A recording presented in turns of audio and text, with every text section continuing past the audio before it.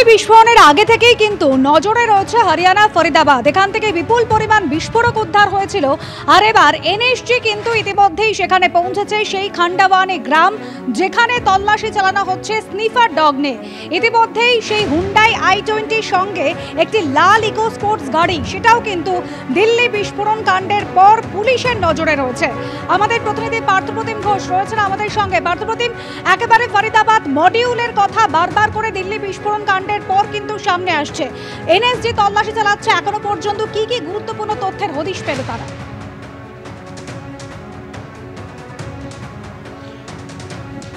দেখো, এই মুহূর্তে তোমায় বলবো যে এনএসজি কিন্তু গতকাল রাত্রেবেলায় এই যে খান্ডওয়ালি গ্রাম রয়েছে ফরিদাবাদে, সেই ফরিদাবাদে খান্ডওয়ালি গ্রামে তারা এসে পৌঁছায় এবং এসে পৌঁছাবার পরবর্তীকালে তারা খবর পায় যে বিষয়টা, সেটা হচ্ছে প্রথম থেকে যেটা নজরে ছিল, চিকিৎসক উমর তার একটি ইকোস্পোর্ট লাল রঙের গাড়ি, সেই গাড়ি কিন্তু আরেকটা রয়েছে এবং যে গাড়ির তারা খবর পায় পরবর্তীকালে সেই গাড়ির খোঁজে তারা বিভিন্ন জায়গায় তল্লাশি চালায় এবং এর পরবর্তীকালে ফরিদাবাদ পুলিশ গতকালকে বিকেলবেলার পর সেই লাল ইকোস্পোর্ট গাড়িটির হদিশ পায় তারা এবং যার নম্বর হচ্ছে DL10CK 0458 এবং এই যে গাড়িটি, সেই গাড়িটির রেজিস্ট্রেশন রয়েছে এবং যা উমর উন নবীন নামে যা, এবং সেক্ষেত্রে কিন্তু এই যে গ্রাম, সেই গ্রামে গতকালকে রাত্রেবেলা খান্ডওয়ালি গ্রামের রাত্রেবেলা কিন্তু এনএসজি টিম তারা এসে পৌঁছায়, পাশাপাশি ফরিদাবাদ পুলিশ তারা এসে পৌঁছায়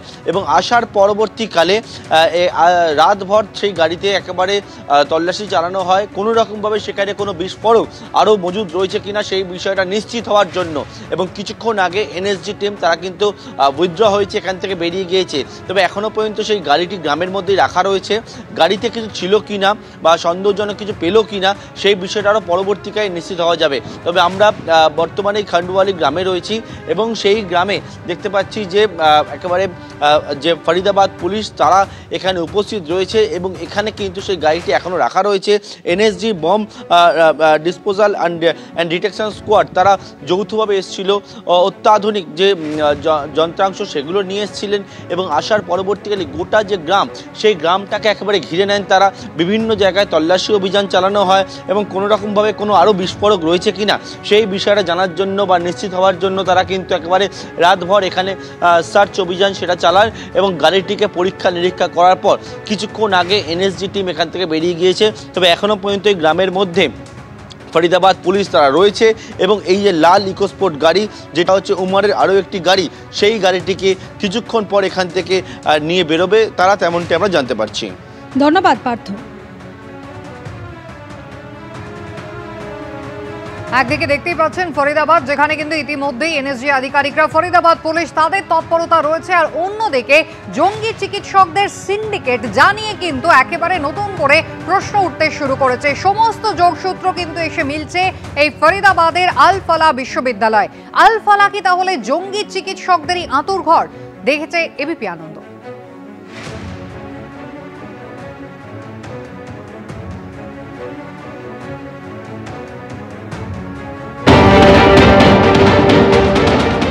अल फलाह यूनिवर्सिटी इसलिए जांच के दायरे में, यानी कि शक के दायरे में है, क्योंकि तमाम जो डॉक्टर्स थे वो यहीं पर रहकर पूरी प्लानिंग और तमाम जो षड्यंत्र है वो रच रहे थे।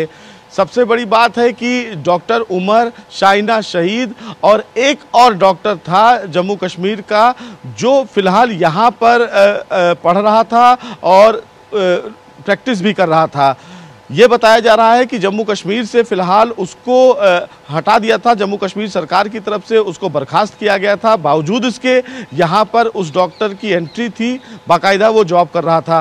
तो ऐसे में जांच के दायरे में यूनिवर्सिटी इसलिए आती है कि अगर कोई भी डॉक्टर किसी दूसरी जगह पर ज्वाइन भी करता है तो बाकायदा उसका वेरिफिकेशन होता है, उसका एक मेडिकल हिस्ट्री उसकी जाँच की जाती है कि इस डॉक्टर ने कहाँ पर काम किया है, किस कैटेगरी में काम किया है, कितने मरीजों को उसने देखा है, कौन से हॉस्पिटल में काम किया है।